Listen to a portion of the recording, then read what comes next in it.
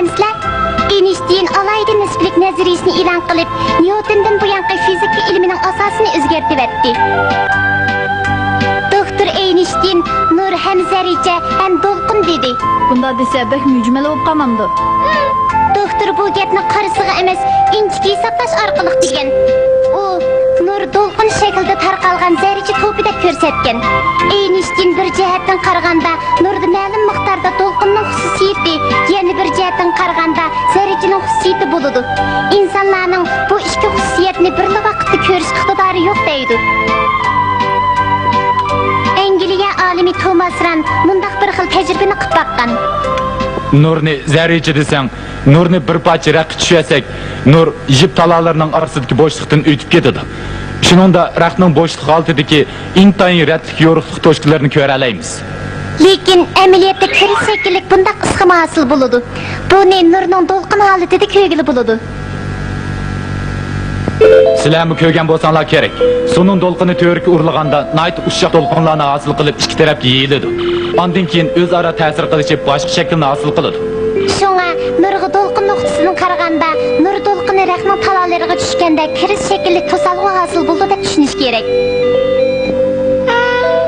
U zarracha bilan to'lqinni bir deb qaragan.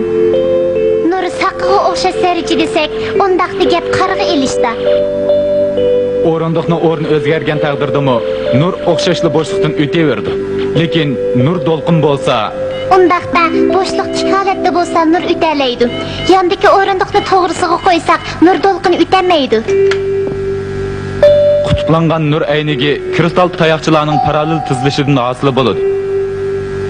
Boya o'rindiqni tajriba qilganimizdek, yana bir tajriba o'tkazib boqaylik. Qutblangan nur aynigini to'g'risiga qo'ysak, nur o'tmaydi. Ha, boyaq o'rindiq to'g'risi qo'yilgan holatga o'xshashga. Buni nurning yanto'lig'i deymiz. Bu bir qator tajribalardan qaraganda nurning to'lqin ishkanligi ehtimolga yaqin. Lekin mundaq bir savol tug'iladi. Bu to'lqin qanday tarqaladi? Huyginizning qarashicha efir deydigan bir xil gaz jism mavjud. Buni boyitdik. Lekin uni Newton rad qilyapti.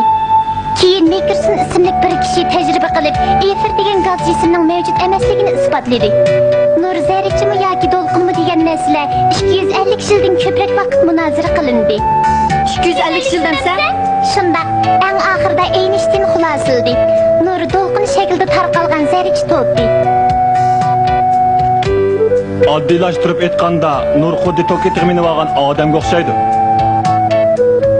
Tok etiga mingan dachi to'lqin shaklida yetkilib yurgan zarrachaga o'xshab turmamdi.